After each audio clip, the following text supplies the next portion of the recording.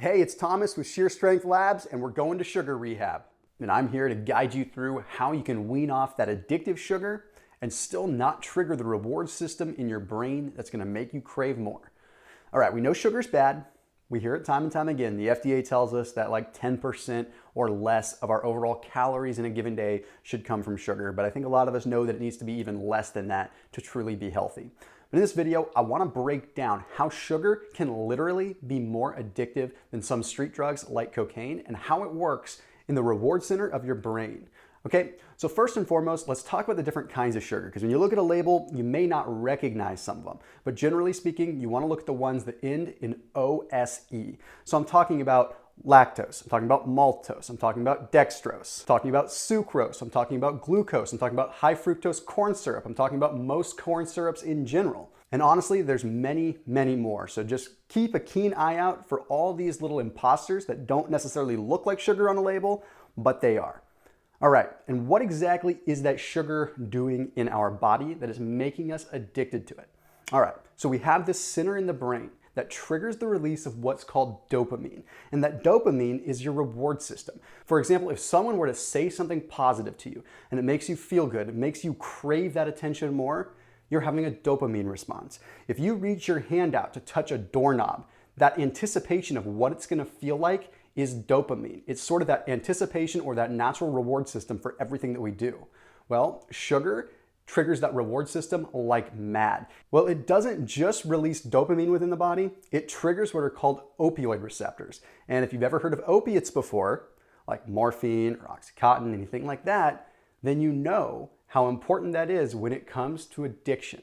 You see, the interesting thing is that sugar actually possesses the 4 main qualities that make up something that's addictive. We're talking about binging, withdrawal, cravings, and something that's called cross-sensitivity. What that cross-sensitivity is essentially something like a gateway drug. So I want you to think of this. You consume a drug. That drug causes you to crave other drugs, not just the same drug. That's cross-sensitivity. Okay, sugar does the same thing. It triggers cross-sensitivity, making you crave other things that are bad. Now, that's an indirect way of saying that you might consume sugar and then crave drugs, or you might take in some sugar and then crave some unhealthy fats. The thing is, you're going to start having cross-sensitivity to anything that triggers a dopamine response. Now, here's the interesting thing, and here's what prompted me to do this video in the first place. There was a study that literally found that sugar and sweet foods and sweet things in general were more powerful than cocaine. The study was done on rats, but it was still a very distinct study. They gave these rats 2 choices. They gave them a choice of something sweet, one of each sugar or artificial sweetener, or they had the opportunity to have intravenous cocaine, okay, something that is obviously very addictive. Here's what's alarming. 94% of the rats chose either the sugar water or the saccharin artificially sweetened water over the cocaine.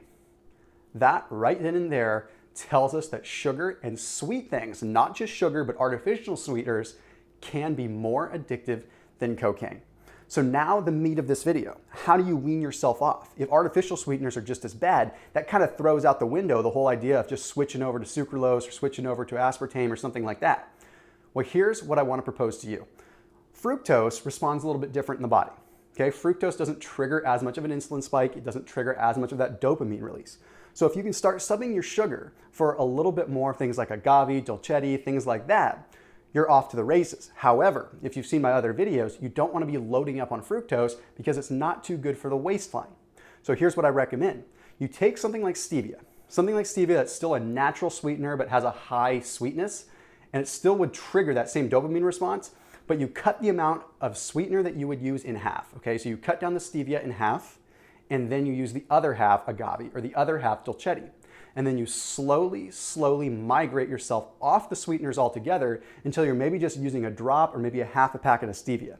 Then you find doing that after just a couple of weeks, your sleep pattern is going to start to regulate. And once your sleep pattern starts to regulate, your neurotransmitters and your hormones start to level off, and you actually won't be craving the sugar in the first place.